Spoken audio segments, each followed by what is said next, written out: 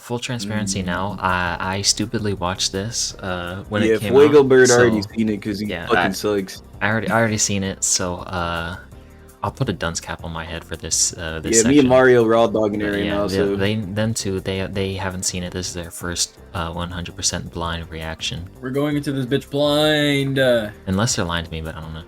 All right, let's go. why would I watch it? Why would I lie about not seeing a trailer? I don't fucking know, dude. Nah, Mario, let's fucking pull up on Phoenix, bro. So yeah, the Switch 2 is officially revealed, and to no one's surprise, it looks exactly like the leak said it would. I'm always hyper skeptical when it comes to leaks and rumors. When the Switch 2 leak of the motherboard and shell hit the internet back in late November to early December-ish time frame, I can't really remember, I didn't think the leaks were real. It wasn't until the case company leak at the start of the month that I really began to believe the leaks were in some part real. Then came the rumor that the Switch 2 would be revealed Thursday, January 16th. I didn't want to believe it, but something felt big, so I planned for a Switch 2 wishlist to be recorded and put on Brainrot, the collab channel I share with my boys, Captain Nixon and Mario Fan. Unfortunately, we couldn't get our shit together to get the recording done before Thursday, so we just reacted to the reveal, which is honestly better timing-wise for release, even though the video didn't do well. That aside, the wishlist, or Switch list if you will, never got used, so I figured why not go over what we put on the list and compare it to what has been shown with the Switch 2. So I have the Switch list here, and it's divided into two sections, hardware and software. Now all we saw was the design, so we're just going to ignore this bottom part for now. That also eliminates about half of this part of the list. The first and most obvious item on the list is better controllers. The original Joy-Cons have a lot of issues. Some I agree with, and others I don't have a problem with. The main problem is stick drift. As you can see in the trailer, Nintendo addressed this by making the whole Joy-Con drift instead. Jokes aside, we won't know until after the Switch 2 is out whether or not stick drift is going to be an issue. But the trailer made note to zoom in on a rotating stick, and Nintendo knows it's an issue, so there's no way they don't fix it. The second issue is button size. A lot of people have mentioned that the buttons and Joy-Cons as a whole are too small in their hands. I personally don't have an issue with the current Joy-Cons. I like the button size because I can just rest my thumb in the middle and rotate it for whatever button I need. I'm fine with the Switch 1 buttons, but I'm also glad the Joy-Cons are going to be more usable for other people. There is also an unmarked button next to the home button on the right Joy-Con. We're for sure going to know what this button does in the April Direct, but leaks of the Switch 2 design show the unmarked button to be labeled C. I also noticed that the L and R buttons are longer, extending further down the side to accommodate the curvature of the new Joy-Con design. Another thing I noticed is that the SL and SR side buttons are more prominent, so split Joy-Con use won't suck ass without the Joy-Con strap. The ZR and ZL buttons weren't shown off in detail, but they look to still be buttons rather than full triggers, so I guess that means no adaptive triggers. The Switch 2 Joy-Cons also appear to have an optical sensor on the inside of the Joy-Con. Leaks say the new Joy-Cons will have a mouse-type functionality, and the trailer even seems to confirm this, showing the Joy-Cons sliding around like they're computer mice.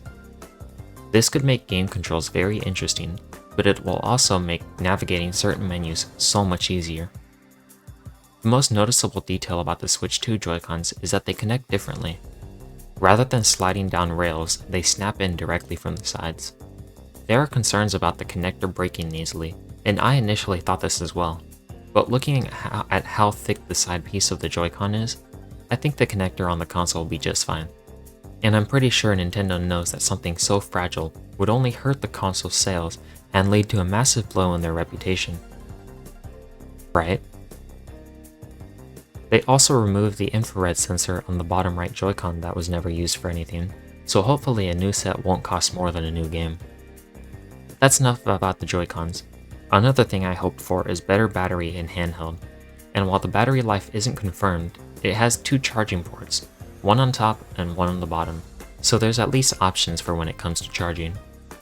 The original Switch has roughly 3 hours, and the OLED has about 4.5. In my opinion, the Switch 2 should have at least 5 hours, but that's also going to depend on the power it has over the OG Switch. The final Switch list item that was answered in the teaser is backwards compatibility. Yes, the Switch 2 is backwards compatible, but not 100%. I didn't get why this was when I first saw it, but others have pointed out that Labo only works with the original Switch, not the Lite nor the OLED. That and 1-2 Switch are the only games I've heard that aren't going to be playable on Switch 2. Only 2 things on the Switch list have actually happened, at least so far. For the battery life, storage, console power, and UI, we definitely will see those details shown off in the April Direct. Maybe Amiibo has a chance if the Switch 2 Joy-Cons have the NFC reader. I can't see why they wouldn't, since a good chunk of Switch 1 games still support Amiibo. The friend system probably won't be touched on at all.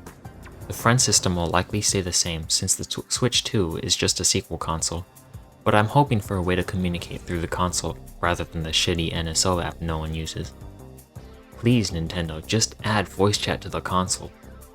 Or at least bring back PictoChat between friends and I'll be happy. Also, since Switch 2 is probably going to use the same NSO system as Switch 1, the service is highly likely to keep the same shitty servers. Discounts probably won't ever come to Switch 2 games, but it's been 8 years. Nintendo better start lowering the prices of Switch 1 games. Despite not knowing much, I think the Switch 2 is looking to be very promising. It's just a better Switch, and that's all it needed to be. Nintendo struck gold with the Switch back in 2017. Following the Switch with a better Switch was the right move, and calling it the Switch 2 was the best name they could have chosen. Switch 2 clearly shows that the new console is an upgrade, avoiding a Wii U situation. Super Nintendo Switch, or just Super Switch, have been thrown around as a name, but in my opinion, that name doesn't hit like Switch 2 does. But I'm excited for it. Initially, I was thinking of skipping Switch 2's launch, but with Mario Kart 9 as the launch title, I'm rethinking my choice. This is probably going to be a shorter video, but making YouTube videos counts for school now, so I'm going to start cranking out whatever I can. But anyways, if you liked the video, make sure you leave a like and comment down below what are your thoughts about the Switch 2. I'm really curious because I've seen a lot of back and forth between all different types of people. So yeah, I will see you in the next one.